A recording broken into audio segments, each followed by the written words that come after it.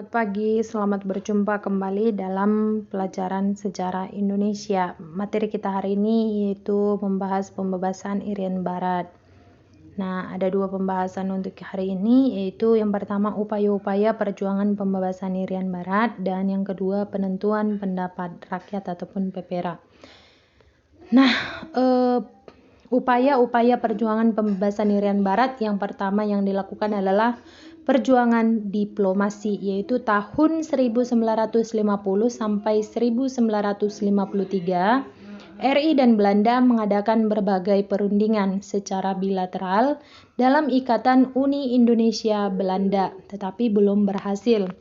Kemudian yang kedua, Republik Indonesia berupaya memasukkan masalah Irian Barat dalam agenda Konferensi Asia Afrika tahun 1955 di Bandung. Dan yang ketiga, Republik Indonesia berupaya memasukkan masalah Irian Barat dalam agenda Sidang Dewan Keamanan dan Sidang Umum PBB, tetapi digagalkan oleh Belanda. Yang keempat, Republik Indonesia membatalkan sepihak kerjasama Uni Indonesia Belanda tahun 1954 dan persetujuan konferensi meja bundar tahun 1956. Kemudian yang berikutnya, Republik Indonesia memutuskan hubungan diplomatik dengan Belanda yang diumumkan melalui pidato Presiden Soekarno yang berjudul Jarek. Jalannya revolusi kita bagaikan malaikat turun dari langit pada 17 Agustus 1960. Dan yang keenam, pada 30 September 1960, Presiden Soekarno menyampaikan masalah Irian Barat dalam pidato yang berjudul To Build the World Anew, yaitu membangun dunia baru di depan Majelis Umum PBB. Nah, usaha yang dilakukan yang kedua adalah konfrontasi ekonomi, yaitu pada tanggal 18 November diadakan rapat umum pembebasan Irian Barat di Jakarta.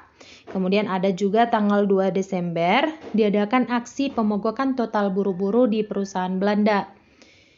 2 Desember juga pemerintah melarang beredarnya semua terbitan dan film berbahasa Belanda, termasuk penerbangan Belanda KLM dilarang terbang dan mendarat di wilayah Indonesia. Kemudian tanggal 5 Desember, pemerintah meminta semua kegiatan perwakilan konsuler Belanda dihentikan. Para buruh melakukan aksi-aksi pengambil alihan perusahaan-perusahaan Belanda tempat bekerja. Nah, usaha yang ketiga itu dari perjanjian Trikora ataupun Tri Komando Rakyat. Nah, yang berisikan dengan gagalnya diplomasi dan konfrontasi ekonomi, pemerintah Republik Indonesia berencana merebut Irian Barat dengan jalan operasi militer. Nah, 4 Maret 1961, Republik Indonesia menandatangani perjanjian pengembalian senjata dari Uni Soviet ataupun kredit jangka panjang. Kemudian 6 April 1961, Belanda membentuk Dewan Papua dan menyelenggarakan penentuan nasib sendiri bagi Irian Barat tanpa persetujuan PBB. Agustus, Belanda mengirim kapal induk Karel Dorman untuk memperkuat pertahanannya. Kemudian tanggal 19 Desember 1961, Presiden Soekarno mengeluarkan Tri Komando kepada rapat raksasa di Jakarta yang dikenal dengan Tri Komando Rakyat ataupun Trikora. Nah, yang berisikan 3 hal. Yang pastinya yang pertama, gagalkan pembentukan negara boneka Papua buatan kolonial Belanda. Yang kedua, kibarkan sang merah putih di Irian Barat, tanah air Indonesia. Dan yang ketiga, bersiaplah untuk mobilisasi umum untuk mempertahankan kemerdekaan dan kesatuan tanah air bangsa. Nah, ini juga ada isi dari surat Presiden pada masa itu dalam Tri Komando Rakyat ini. Nah, untuk melaksanakan Trikora, pada tanggal 2 Januari 1962, Presiden Soekarno membentuk Komando Mandala Pembebasan Irian Barat. Mejen Soeharto sebagai Panglima dengan tugas sebagai berikut.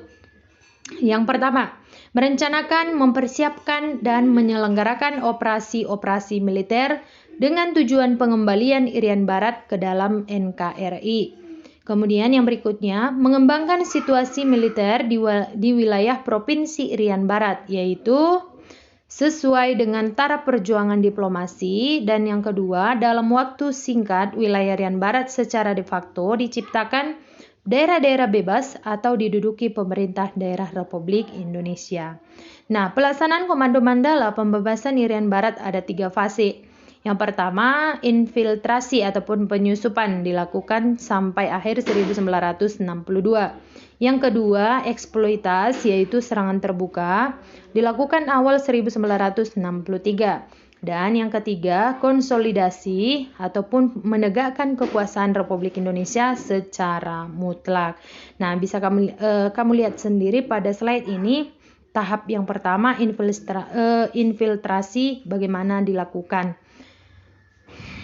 Nah, setelah tahap infiltrasi selanjutnya, Republik Indonesia menyiapkan serangan terbuka terhadap kedudukan Belanda melalui Operasi Jaya Wijaya.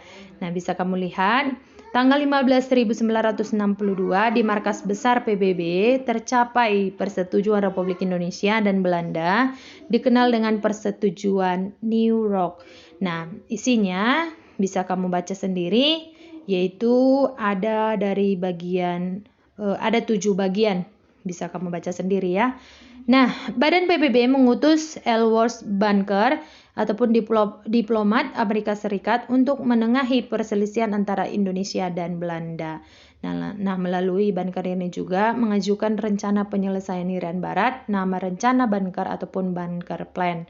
Nah, isinya ada 4 hal. Nah, bisa langsung kamu baca sendiri ya, Nak ya. Ini isi dari rencana Bunker. Nah, kemudian bagian B. Bagian B ini penentuan pendapat rakyat ataupun PPRA. Sesuai persetujuan New York yang diadakan PPRA di Irian Barat dilakukan melalui 3 tahap. Tahap pertama yaitu konsultasi dengan dewan-dewan kabupaten di Jayapura mengenai tata cara penyelenggaraan PPRA. Yang kedua, tahap 2, pemilihan anggota Dewan Musyawarah PPRA yang berakhir Juni 1969. Tahap ketiga, pelaksanaan PPRA dilakukan per kabupaten mulai 14 Juli 1969. Nah, hasilnya Dewan Musyawarah PPRA memutuskan bahwa Irian Barat tetap bagian dari NKRI. Nah, hasil PPRA disahkan oleh PBB dalam sidang umum ke-24 yaitu tanggal 19 November 1969. Nah, seperti itulah pembahasan kita mengenai pembebasan Irian Barat. Semoga dari penjelasan melalui slide video ini kalian bisa memahaminya. Namun, jika masih ada pertanyaan bisa langsung kalian tanyakan melalui WA pribadi Ibu. Sekian dan terima kasih.